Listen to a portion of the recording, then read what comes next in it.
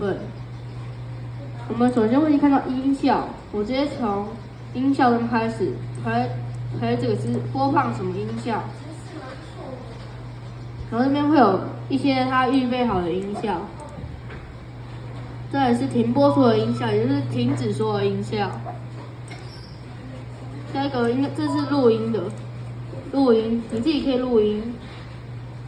也可以自己调，也可以用素材库，比如说。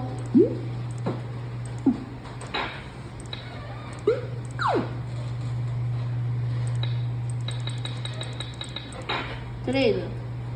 当然还有其他的，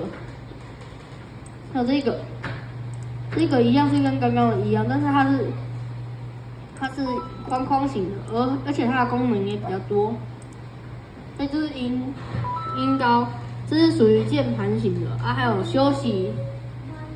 然后还有演奏什么几拍几拍，收音。